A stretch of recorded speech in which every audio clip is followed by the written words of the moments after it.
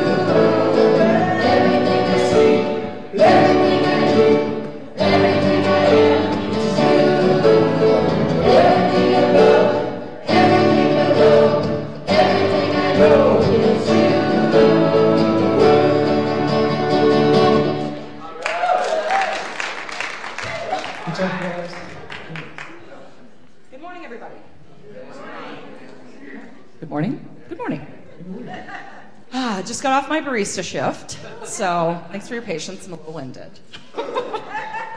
No, it's fun to do back-to-back gigs here at Unity Spiritual Center, so I want to welcome everyone here, as well as those of you joining us online, to Unity Spiritual Center, where we are all about our mission of transforming lives and inspiring people to make a positive difference in the world.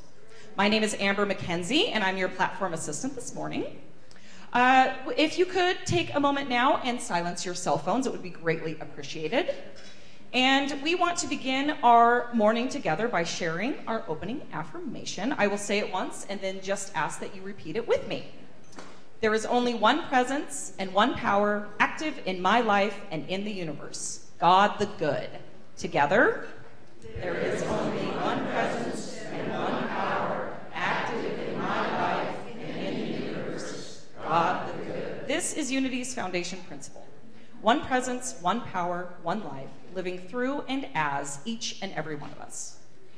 This morning, we will be hearing from Dr. Reverend Jane, who will be talking about survival of the kindest. I love this topic. I love it. And then we will also be led in meditation by Dr. Gary, right? Right. Apparently. And then, of course, we are being blessed musically this morning by Sean and Tawny Wright. Yes, we have more. There's more. I heard. Thank you. It's good to see you all, too. We have a special guest with us here this morning, Rick Hutchins. Wave, Rick. Woo! Okay, so let's all stand and sing our community song. So here's a brand new song that we just learned last week, and if you weren't here, sing the Hey Na Na's, right? Because you can sing the Hey Na Na's.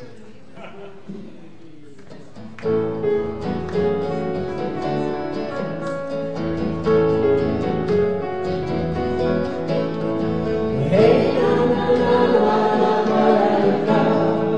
Hey na na na na na na na. Hey na na na na na na na.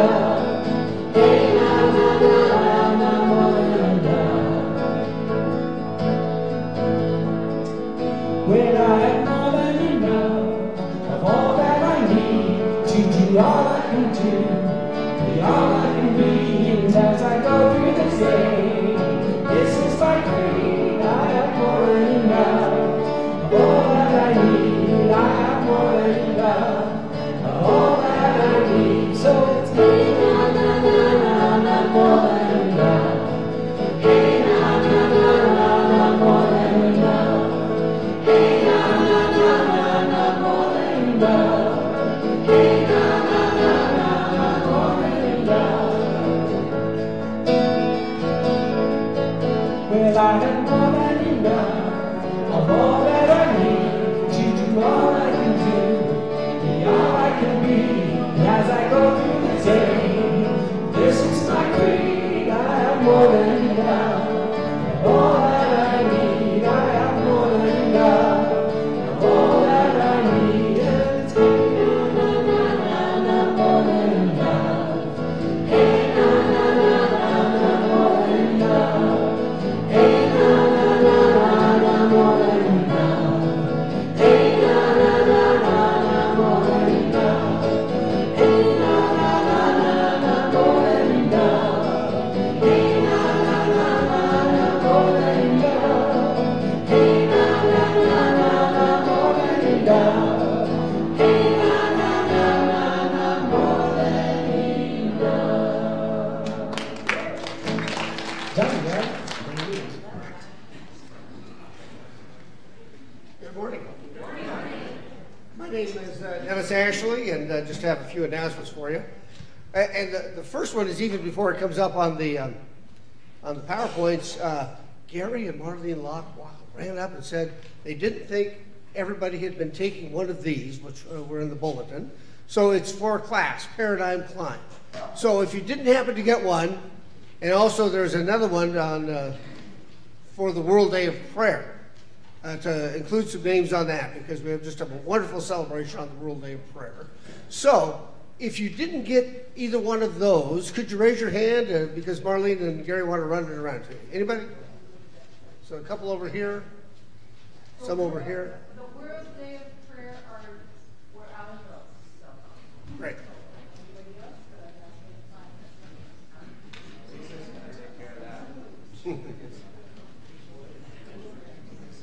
Okay, the second thing that I'll mention is that we have the canned food drive going on, and so we're asking everybody to bring in cans of food. They'll be used on the World Day of Peace, World Day of Prayer. What we'll do is we'll put those out on the labyrinth, and we line the labyrinth with those canned foods, and then later we give them to Second Harvest. It's really kind of a very nice, moving thing. So I invite you to participate both in walking the labyrinth, but also in bringing in the canned food. Also, we wanted to say thank you to all of the people who have ever visited Bouchard Gardens. They were the ones who brought treats today. And if you have visited Bouchard Gardens and you didn't bring treats, then run out right after service is over and grab some food. And actually, thank you to Kimberly, because she put up a little poster announcing that. We appreciate that.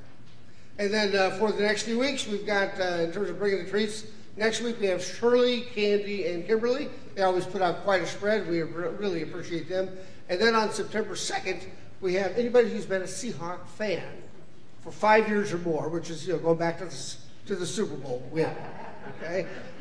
So if you've been a Seahawk fan for more than that, then we're asking you to bring treats. Okay? And then I guess that's all. Oh, and of course, here's Mary Drew. Thanks, Dennis. Well, I love that you prepared me for my announcement. My name is Mary Teresa True, and I am a licensed Unity teacher here, and I have the honor and the privilege to direct the chaplain program. And one of the activities that the chaplains do is the World Day of Prayer, which is coming up September 13th. And what I have here is a sign-up. I'll be out in the foyer helping answering any questions. But if you would, if you're interested in participating in it at all, I'd love you to come. The sign-up times are between 2 and 5 o'clock for half an hour times, and I will be in the chapel holding the presents for world, it's not just world peace, it's world everything. We are going to hold the consciousness in the unity way that we can, and I will be sharing international peace prayers and those kind of things. Sign up for half an hour, sign up for an hour, for whatever fits your needs. Again, we start at 2 o'clock.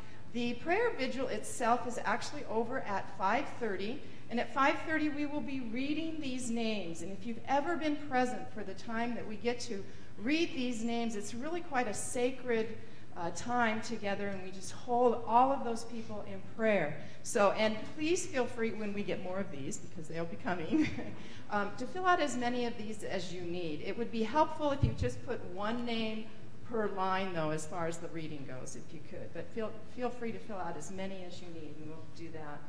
Also, you saw the picture of the labyrinth, and what we're going to be doing is lining it with the cans of food that we bring for our second harvest. It's a perfect time to do that in the fall. So thank you very much. I will be out in the foyer answering questions.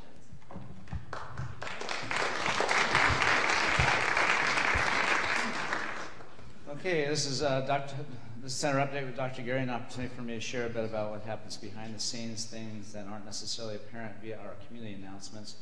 First, I want to just mention that after services today, we'll have an organizational meeting for our fall launch of spirit groups. And so if you're interested in just being a part of the conversation that's going to map out all the elements that we need to own in order for us to have that launch, we'll do that after service in the chapel today. And concurrently with a meeting with the folks who are interested in platforming, there will also be a meeting in the sanctuary immediately. In the fireside room after service today. Okay, that's that announcement. So many people have been wondering, they've been hearing me talk about mission-centric ministry, that we're in a process of evolving, transitioning from minister-centric to mission-centric ministry. And I just wanted to kind of show this slide. I've showed it before. It's a slide that represents our timeline here at Unity Spiritual Center from 1970 to 2017 or 18. And it just shows you in that period of our history the kind of the ups and downs, the fluctuations of what happens as a byproduct of the comings and goings of spiritual leaders. And so this ministry has been is over 105 years old. This is just in recent history. And as you can see, in its heyday in 1975, this is when the building was built, and so attendance peaked at a certain time, and then you know, it's been up and down ever since. And this is a phenomenon associated with our particular 400-year-old minister-centric ministry practice. And it's unsustainable in today's economy. 9 out of 10 churches in North America, congregational ministries, are in decline or have plateaued. And so we're in an intentional process of evolving our church, along with a handful of other New Thought ministries, creating a model for the New Thought movement. And the reason why I'm sharing this is because now we're in Gary and Jane's era, and as we tell the story of this ministry and map the prouds and the sorries and the unresolved issues, we come up with our own organizational cue card. And this is the church's cue card and shadow card. It sits right here on the wall. And we talk a lot about the cue process and about our journey of evolving ourselves and waking up and growing up. The same thing has to happen for our ministry. We have to also evolve. And our process of evolving the ministry is looking at not only the unintended consequences of the past, of what gets created when we build a ministry and a movement around the comings and goings of their spiritual leaders. Every time there's a ministerial change, it sets the church back. And this is just a trend that is worsening over the years. So in order to change that trend, in order to evolve into a more sustainable ministry practice, we're moving towards no longer creating our story around the comings and goings of your minister, including Gary and Jane, and instead our story is going to be about our effort to transform lives. And when we create an organization that is built around the purpose of transforming lives, inspiring people to make a positive difference in our world, we have something that few communities are up to.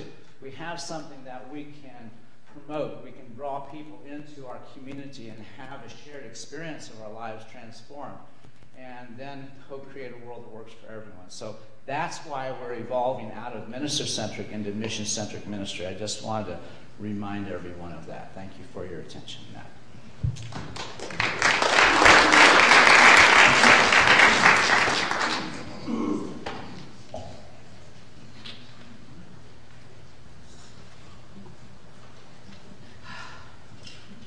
We have a beautiful song called I Am Loved, written by Karen Drecker.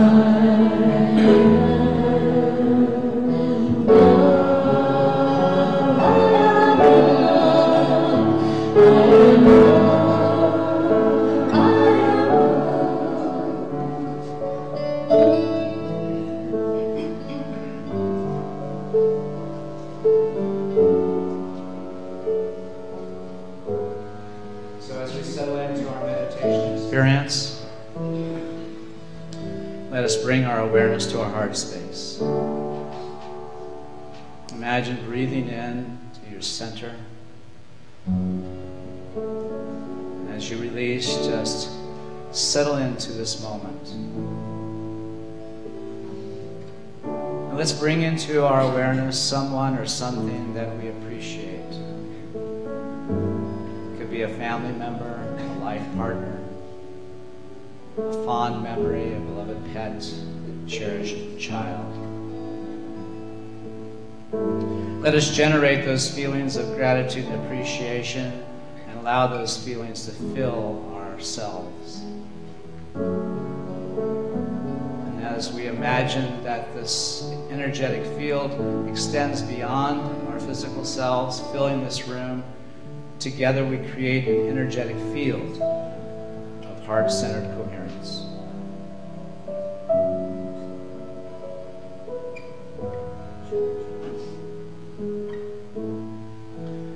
We just open our hearts now to the presence, the field, the energy in this room. An energy of love and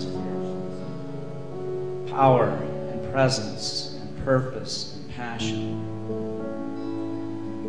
And we're here to own this dimension of ourself that is here to make a difference, that is sent by God to this world to be unto it the one, the way, the avenue through which that which is needed and necessary are brought forth through our simple acts of kindness, caring, of presence.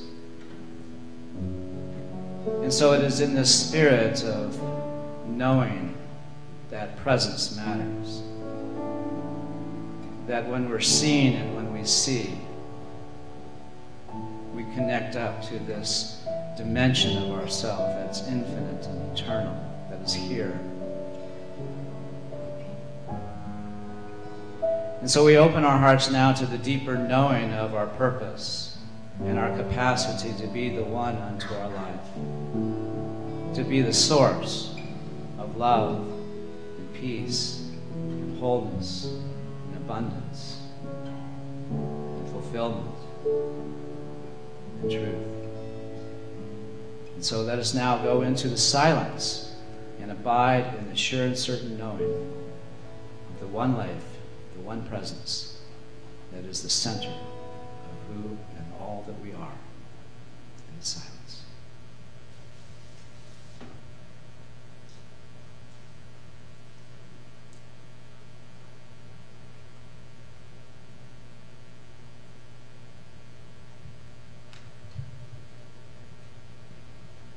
Breathe in and release. We release ourselves now to the care and keeping of spirit that moves us ever closer to the fulfillment of our purpose here and now. Thank you, God. So it is. You are seen. You are seen. You are heard. You are You are loved for who you are. You are enough. You are complete.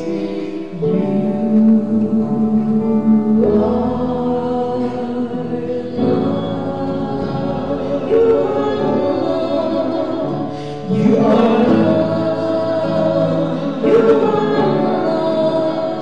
I am seen.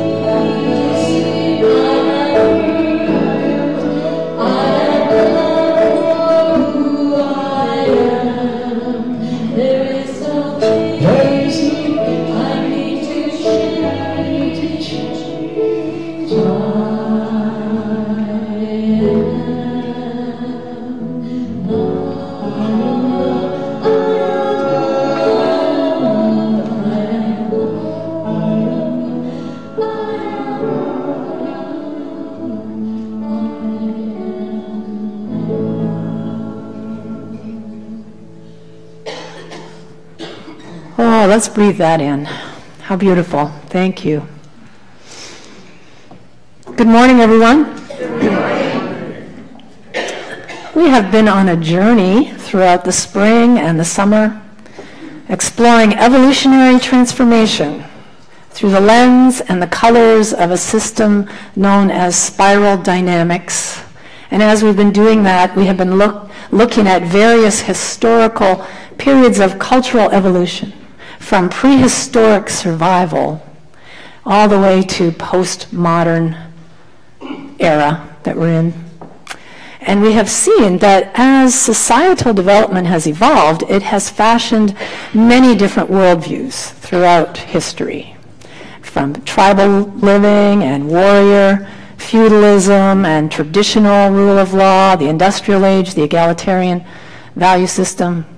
And as we traveled the spiral, we discovered that these worldviews can also be correlated with our various stages of human development, from infancy to self-actualization. And we've discovered along the way that these individual developmental stages emerge in the very same sequence as these larger cultural worldviews have. From infancy, where very survival depends on our caregivers, to the mature adult internal search for meaning. And if you have missed any of these earlier talks where we looked at each of these worldviews in depth and what it means to us individually, you can access all of those on the website, unityspokane.org.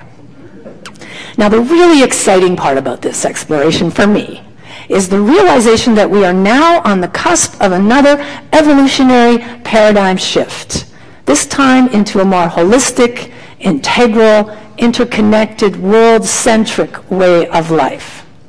The signs are all around us. You know, if you look at global communication, global travel, the internet, networking, the true interdependency of life is starting to become more apparent in our culture. Would you agree? Yeah. And we're moving toward world-centric living. In fact, the kinds of global problems we're facing on our planet right now are calling forth this paradigm shift. I mean, do you feel it within you? Yes. Say it like you mean it. Yes. And our job is to help usher in its emergence. Are you up for it? All right, so the question is, how do we do that? How do we do that? How do we help a paradigm shift? I'm feeling like a joke come on, how many, spiritual seekers does it take to create a paradigm shift? Now, I don't have the joke figured out yet, so it'll show up somewhere else.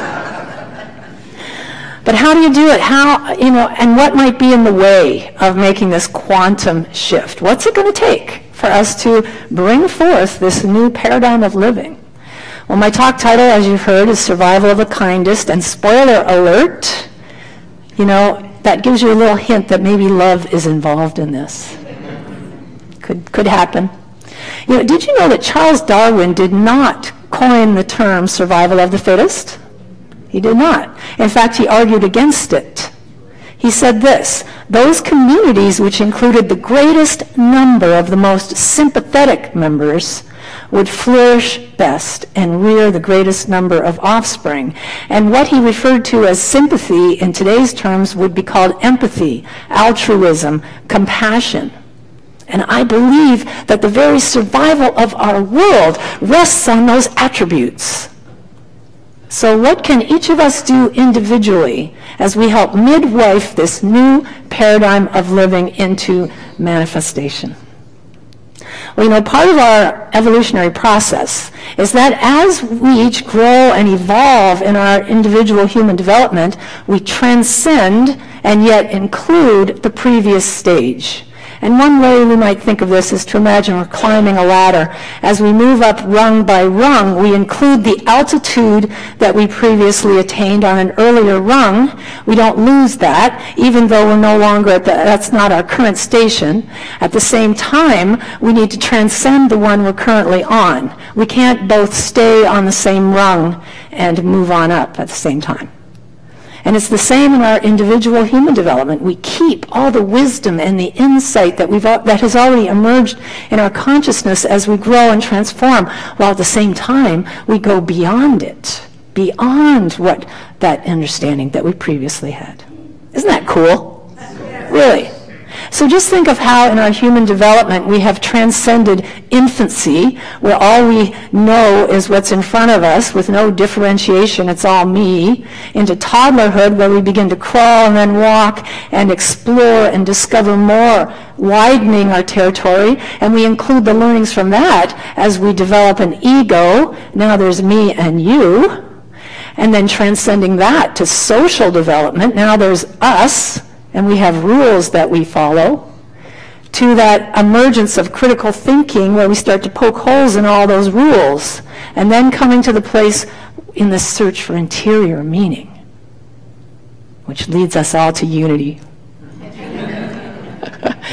And as we continue to transcend and include the elements of the former stage, we keep the learning, we keep the widened perspective, but we also move beyond it.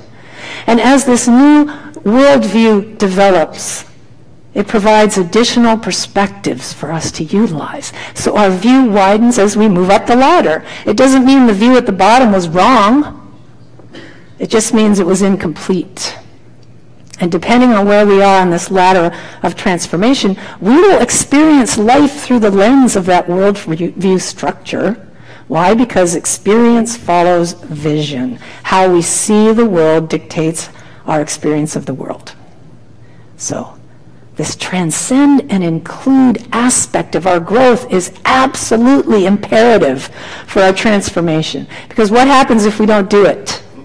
What happens if we have some kind of arrested development in our, traveling up the ladder? Chances are pretty good we're going to have some unfinished business somewhere along the line. And it'll affect how difficult it is to navigate the ladder, you see, and to continue the climb. And then with arrested development comes shadow material, unconscious shadow material that will be lurking in our subconscious, and we will unwittingly project it out onto people, onto the world, onto the experience itself. Does this make sense? So how do we know if we have something left to work through and that there's unfinished business to attend to? How can we tell if we have failed in some way to transcend an element of our past? We haven't yet moved beyond it. And how do we know if there's something that we have not yet included, which is integration? Well, 2 words, attachment and aversion. If we're attached to something from the past or addicted to something from the past, we have not successfully transcended it. We can't move beyond it if we're still hanging on, do you see? Now, on the other side, if we have an aversion to something, an allergy to something, an element from an earlier stage, it's being pushed away. It's being suppressed. It's being disowned. And it hasn't been integrated. We can't integrate something we're pushing away. Do you see that? And we can find those places in moments when we are triggered, when we have our buttons pushed, right? This is not news to us. Now, one of the drawbacks or the perks, depending on your point of view, of being in ministry is that whatever we're speaking about mysteriously shows up in our life in some way. We call it the hidden curriculum. So there's this old joke among ministers when we're writing a talk about forgiveness or patience. You know, it's like, oh, great. We're going to get the opportunity to put something into practice. And this week was no exception for me to that rule of thumb. And it's a good system when you think about it. You know, we get to put into practice this theory instead of just talking about it. So I started out this week all set to write this talk, and I began by asking my heart the question, what is holding me back from moving forward in my growth and my transformation? Now, fun fact, don't ask that question unless you are ready to hear the answer, right? Because as soon as I asked it, I went into my heart, first of all. That's important. You don't just, kind of throw it out there. You go in your heart and you ask your heart to reveal that to you. And as soon as I did, I had this memory jump into my awareness, a very painful, embarrassing, I would even call it on the verge of traumatic moment from my past, a time I was publicly embarrassed for some thoughtless behavior. And I thought, oh, no, I don't want to work with that one. So you know what happens when you say that? It's definitely the one. And I was surprised at how strong the emotion was that came with that memory. This was decades ago. And I realized all those years I'd been pushing that one away as far as I could, refusing to look at it. And so I took a breath and I opened my heart. And I said, okay, I'm going in. I'm going in. I have to tell you how difficult that was for me, but I said, I'm going in. I'm going to look this square in the eye. I'm not going to run from it. I can trust my heart to be with me on this journey. And so I sat in that painful moment. I let the feeling rise up. And as I did, 2 more related memories popped up. And I said, great, a trifecta.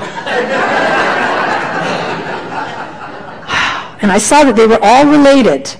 You know, it was like skipping a stone across the surface of the water. They were all connected. And their commonality was this, a mistaken belief that I needed someone or something outside of myself to give me a sense of value and worth. It was a belief that there was something wrong with me. And when I got that, I have to tell you, it was a moment for me. And as I continued to stay with it, I wasn't running, I was staying. And I widened my willingness to look at it and to stay present. You see, I wasn't going. Something amazing happened. Something unexpectedly amazing happened. My heart exploded with a depth of compassionate awareness that I had never, ever experienced to that depth before. And my heart just kept growing. We're going to call that kindfulness. it kept growing wider and wider to my younger self in each of these memories. And self-compassion just rose up, it blossomed, it just grew and expanded. And then something else happened. All 3 painful memories were neutralized. Do you see? The pain dissolved, and I got that by walling them off all these years, I was actually keeping them alive. Buried alive, if we want to really get graphic about it. Available to be triggered. You see? Accessible sore spots, buttons ready to be pushed. As Richard Rohr puts it, pain not transformed is pain transmitted. But you know what? Not anymore. It didn't matter how many times those memories now came into my mind. Not only were my buttons not pushed, but the opposite happened. I felt nothing but gratitude, self-compassion, kindness toward myself and everyone else involved. And when I stood up from that experience, I guarantee you I was not the same person that sat down. Really. Completely shifted something inside of me. Wow. And that was through the power of the heart. I had transcended and included pain from my past, and I felt the joy of freedom and empowerment and sovereignty. And that unfinished business that had fueled the behaviors was finished. It was integrated, it was neutralized, transcended, no longer being transmitted. You know, there's an ancient Chinese saying that Gary writes about in his book, Conspiracy of the Soul. Soul's Conspiracy. Oops, I had the wrong title. And It's okay, I haven't read it. and that saying is, embrace tiger, return to mountain. And what that means, in effect, is to embrace the tiger, don't push it away, and return to that place of heart-centered compassion. And I realized after this experience, I had embraced the tiger and returned to the mountain. Wow, what a relief. I can't tell you how much this affected me. You know, the prolific author and philosopher Frederick Buechner writes extensively on the power of healing the pain of the past. And at the close of one of his presentations that he once did, a man came up to him and he said to him, "You are a good steward of your pain." And he said, "You know, I never liked that word steward. It made me think of asking for money at a church." But he said, "I liked it in this context, you see. And I saw that this work makes us good stewards of our pain. It's safe for us to go in and work with it, rather than ignoring it, disowning it, projecting it, transmitting it, wallowing in it, being stuck in it. We let our hearts make it safe enough to work with until we receive the gift of integration." You see? Transcendence. And when we can look back at our past and see that it has all been for us, we have successfully transcended and included. And if there's anything left from the past that we can't see that way, we know there's some work for us to do. As the integral scholar Steve McIntosh puts it, the degree of our transcendence is determined by the scope of our inclusion. We get beyond it when it has been integrated. But when we try to squash it, deny it, run away from it, pretend it away, it just goes underground. And hiding an attachment or an aversion in some way keeps it safe where it will flourish. And it becomes unconscious, driven behavior. But on the contrary, making the unconscious conscious is the antidote through observation with a compassionate heart. And so the most important element in this work is self-compassionate awareness. We don't avert our eyes. We do so with deep kindness toward ourselves. And the French philosopher Simone Weil said, "Attention is the rarest and purest form of generosity, so give yourself that gift." And of course, the Q process is designed to help bring these dynamics into conscious awareness. It makes it safe for us to use our perspective power to be aware of unhealthy patterns of behavior tied to the past in order to move that unfinished business from subjective to objective reality. You see, when something's subjective, it means I completely identify with it. I don't differentiate from it. I confuse myself with what I'm having. However, when I can successfully shift it to the objective, I can see it for what it is. And what was previously embedded in my subjective consciousness becomes objectively recognized. Do you see? From an external perspective. And that aha moment of catching ourselves engaged in some kind of unconscious, ego-driven behavior, because it's all ego-driven when we're in that place, that's the moment we begin the unsticking process. By observing with kind eyes, we start to disidentify with it, no longer identifying it as me, but instead it's an it. And when we gain that ability, we can put distance between the impulse and the action. Do you see that? That's it. And we can see it objectively. We're no longer compelled to act on that impulse. We have a choice. We transcend the addiction. We include the aversion. And here's what happens. Inadequate I morphs into, there's a sense of inadequacy, it. Do you see that? Do you see the power of this? Don't discount the power of this. When I can move from thinking this is who I am to that's what that is, I put space between it to the point where I can now deal with it. And so at this point, we're free to stop pushing it away and projecting it out on the world. Instead, with self-compassion and tenderness. We need some tenderness here. We welcome and embrace this self that has mistakenly believed such a painful misperception. And that embrace, make no mistake, is divine love. Do you see it? Divine love in action. We align ourselves with the truth of who we are, with the presence of God within our hearts, and we express the truth of who we are. We return to mountain. Isn't that cool? And when we're being good stewards of our pain, we heal the past. My all-time favorite Course in Miracles quote says, "The holiest spot on earth is where an ancient hatred has become a present love." And that holy spot is within you. You have the power to heal your life. Do you know that about yourself? Yes. So what is it in your life you've become attached to or you've tried to push away and avoid? A belief that you don't belong, or that you're powerless, or that you can't do anything right, or that there's not enough, or that there's something wrong with you, or you're a victim in some way.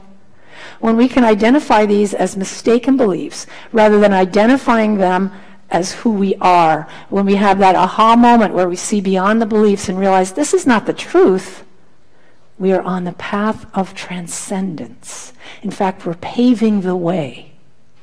And this is the antidote to either failing to transcend something or walling it off. Either one causes us to continue dragging it through life. And so we want to learn to witness it in action with compassion and kindness. And that's how we begin to usher in this new paradigm of living. And the world needs us to do this work. Our very survival is at stake on a global level. I really believe that. The time has come. So to recap, reflect on a triggering moment, determine if there's an attachment or an addiction or an aversion or allergy associated with it. Consider an earlier memory that may be related to it and stay present as a compassionate witness, observing with understanding and kindness. Gaze with tender eyes. Ask your heart to reveal the mistaken or the limiting belief that's fueling this, and allow compassion and gratitude and empathy to rise up, fill your heart, surround your younger self with those attributes until you feel a release. Do you see it? So turn to someone nearby you, choose somebody you didn't come with today, introduce yourself to them, and explain to them your understanding of how to transcend or include painful memories from your past.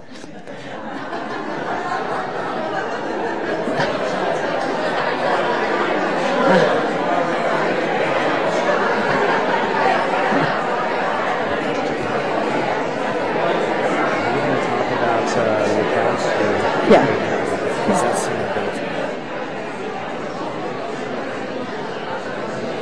Come on.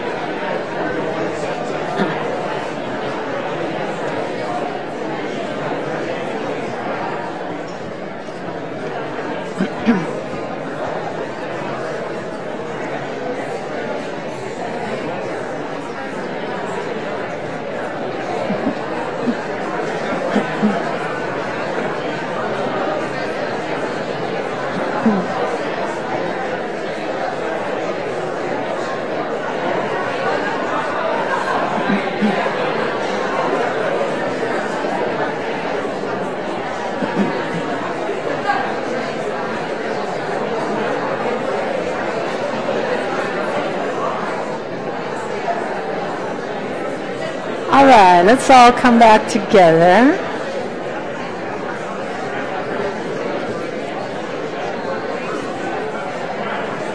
All right, let's all come back together.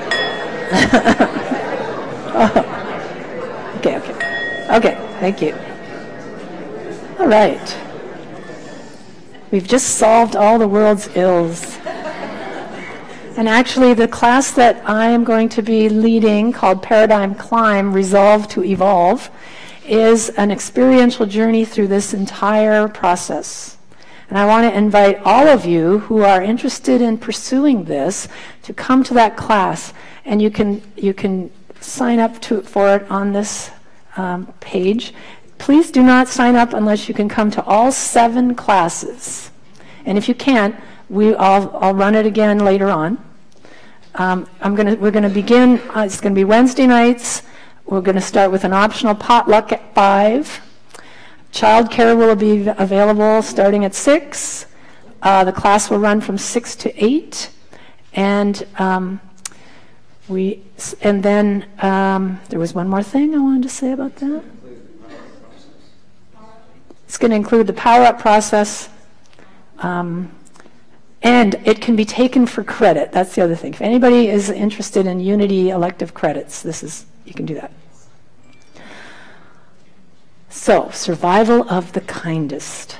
As we become good stewards of our pain, do our own healing, find that inner world of compassion and divine love, we truly align ourselves with the infinite presence, and we open the gates of bringing peace to our planet. We are the ones, and the time is now. And so it is.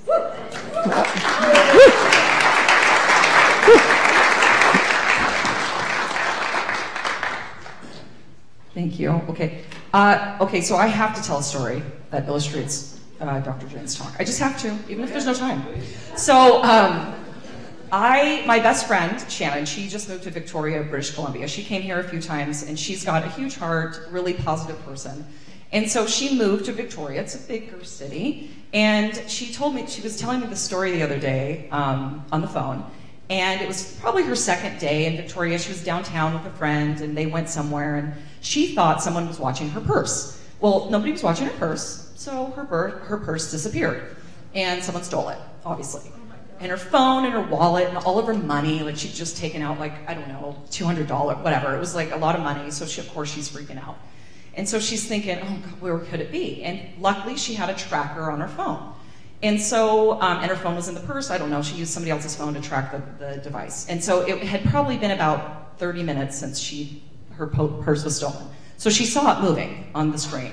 So she sees her purse moving around town, and she's like, oh my gosh, so they're running around all over the place trying to find this purse.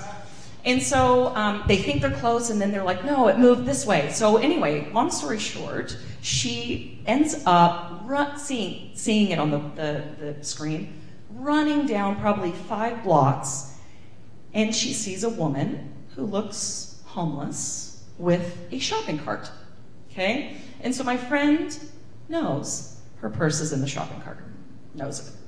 And so, but she was like, okay, I'm not gonna, because she's so positive and happy. And so what she did was she was like, okay, so she takes a deep breath and she just walks up to the woman and says, hi, how are you? And the woman's like, oh, I'm good. Like, why are you talking to me? And she said, well, what's your name? And I don't know. They started a little small talk, which is what Shannon does normally. So she's just a very friendly person. And so the woman kind of was like, oh, this is nice. So they kind of chit-chatted. And then I think the woman asked her how she was doing. I don't know. And my friend said, oh, man, I'm so bummed. I think I lost my purse. I don't know where it is. And I've been looking all over for it. And, if you see it, could you let me know? Or have you seen it? Or, on and on. And the woman was like, kind of like, no, I haven't seen your purse. And she goes, oh, okay, it's fine. I'm just wondering because, everything that I have is in it. I just moved to Victoria. Oh man, it's such a bummer. And I don't have much money. So she's just kind of chit-chatting with the woman. And so the woman was like, oh, I'm so sorry to hear that. I hope you find it. And she goes, oh, okay, well, thank you. And okay, so I cut in. I'm like, why didn't you just tackle her and get in the cart? That is what I said to her. Like, why didn't you tackle her? And of course, Jen was like, oh, because that's not what I would do. And I'm like, oh, okay, fine, whatever. So of course, I'm thinking you have to be aggressive in that situation and just take what's yours. So I learned a big lesson. So then what happens next is she leaves the woman in her cart and goes back to her people. And they keep, I don't know. I think everybody was like, why didn't you just take the purse? So anyway, they go to the police station, and guess what? Someone had turned in her purse to the police station. And they wanted to remain anonymous, but it was the woman with the cart. It was. And so, because Shannon asked, oh, did she look like this? And they were like, well, yeah, that was who it was. So to me, it was like an appeal to the woman's humanity, and Shannon humanized her, which I'm sure a lot of people don't. And the woman felt compelled to do something that maybe, because she was going to benefit from a lot, and everything was in the purse, by the way. Her phone, all her money, all her cards, there was nothing missing. And so I just felt like, wow, my initial response was aggressive, just take it. But Shannon's was not, and it made me think, okay, well, survival of the kindest. That's what we need in this world, is a little bit more of that. Embracing the tiger. Okay. And I'll tell Shannon I told that story, because I think a lot of people told her, why didn't you just take it, So I admire that. Okay, unity stands for peace in the presence of conflict, for love in the presence of hatred, for forgiveness in the presence of injury. Unity honors the many names for God, the many paths to God, for we know that there is only one presence, one power, one life. So whoever you are and wherever you are on your journey of transformation, you are welcome here. We would especially like to welcome anyone who is here for the very first time. If this is your first time visiting with us and you feel comfortable raising your hands, our ushers have a little gift packet for you. Is there anybody here joining us for the first time? Somebody in the back? Oh, here. Good. Yes. On the outside of the packet you're receiving, there is a form you can fill out to be added to our mailing list for the weekly e-news update and our quarterly newsletter. If you are interested, please fill it in and drop it in the offering bag as it comes around instead of feeling obligated to give a donation today. Also, after the service, you can take the packet to the barista stand, and I will make you a free beverage. Myself and Wayne. Wayne's with me. Of your choice. And then you can also take it to the bookstore and get a CD of today's wonderful Sunday talk. We are very happy that you are here and you are welcome here. And we would also like to welcome all of you joining us online. Okay, so now it is time to welcome and greet each other with a handshake, a hug, a high five, a wave, a namaste. And remember, we're going to kind of keep it brief and to the people around you. So as we begin with our welcome song. All right, everybody, if you can stand up, that'd be great. And clap your hands if you do that too.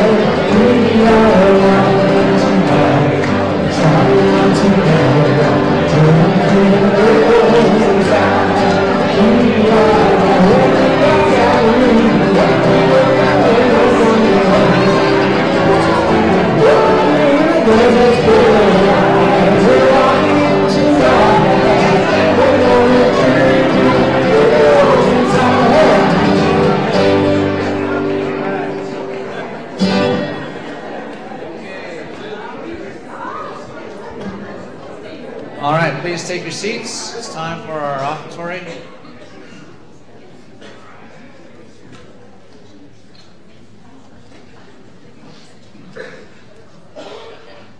So we just want to take this moment to presence the fact that it's challenging for all churches in this economy, and so our effort to really support and manage our effort to underwrite our expenses is really a part of the challenge.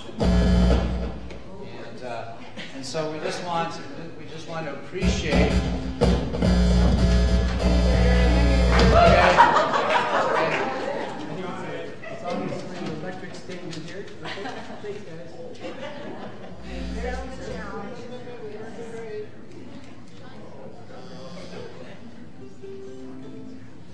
So while that unfolds, so just as a reminder, we invite you to consider some form of automatic contributions when you're away, because when you're gone, that's when it's harder for us. And so obviously when you're here, your support is appreciated, but when you're gone, then that's challenging for us. So do avail yourself of our Tithely app if you're of mind to, or set up automatic bill pay if that suits you as well. But let's just take a moment to get in touch with our gratitude for our purpose, and that is transforming lives and inspiring people to make a positive difference in the world. And this is what we're inviting everyone to give into, this intent. And so as we give into that intent, as we feel our own sense of appreciation for what Unity Spiritual Center has been in our lives, let us affirm together our offertory blessing. Together, please. I know that my giving blesses and multiplies all that I am, all that I have, and all that I will receive. I give thanks for the abundance that is mine to share. Okay. So, I apologize for my shocking introduction, even though I know it was rather electric. And if it buzzes during the song, it's just the way things go. So, this is Rick Hutchins. It's nice to have him back. And we're going to sing a pretty fun song, and I'm going to hope I can keep the buzz out of it. But yeah, if you like it, you can let the buzz travel out. Oh,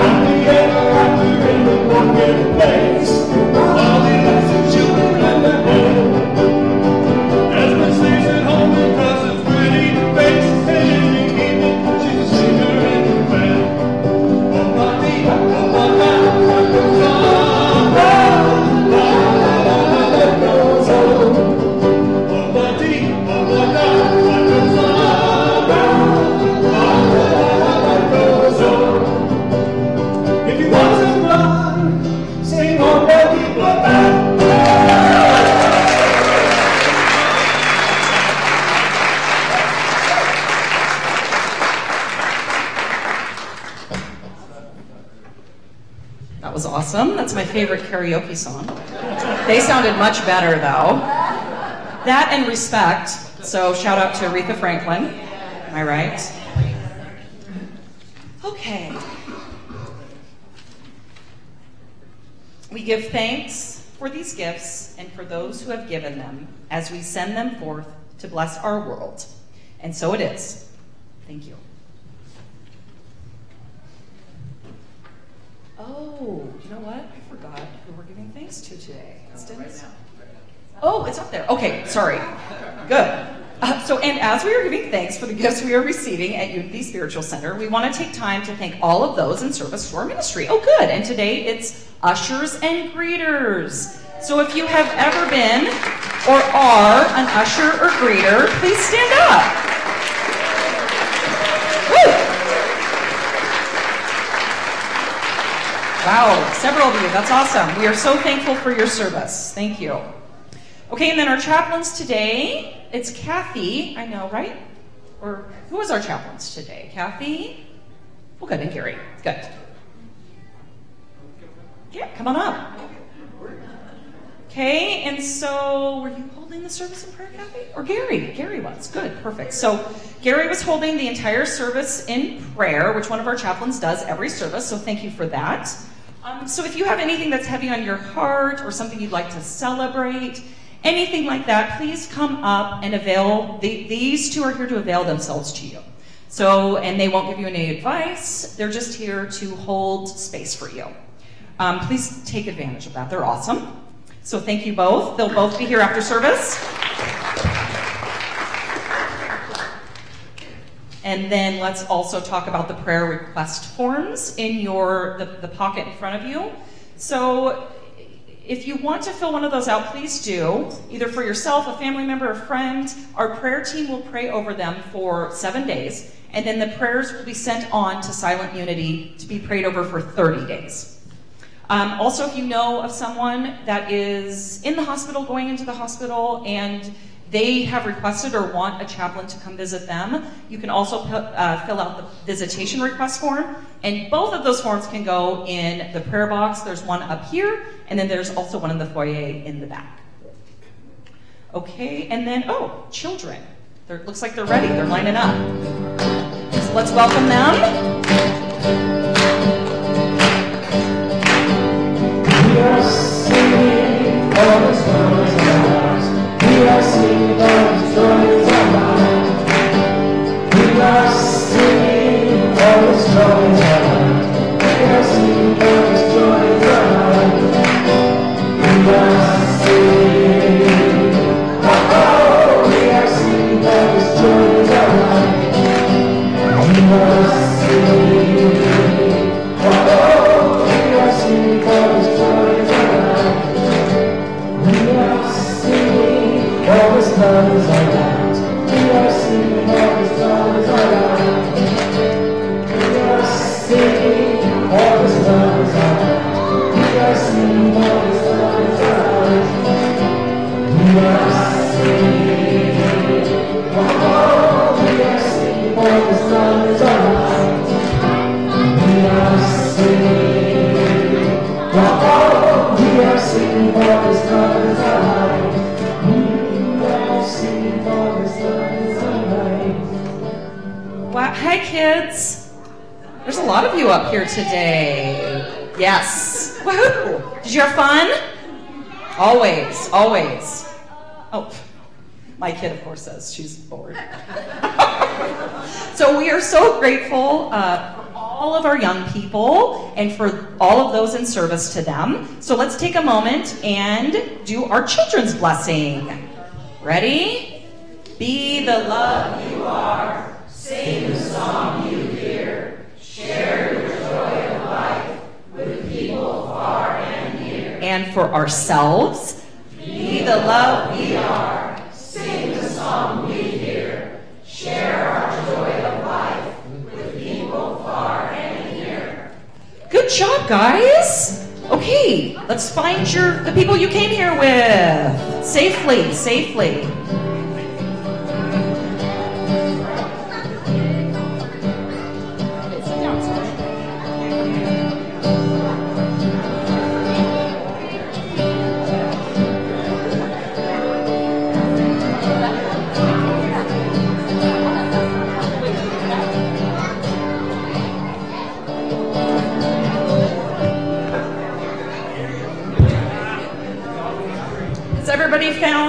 100 people?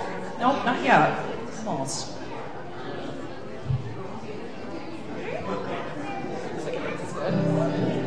All right, so now please stand as you're able, and let's join together in our closing prayer, followed by the peace song.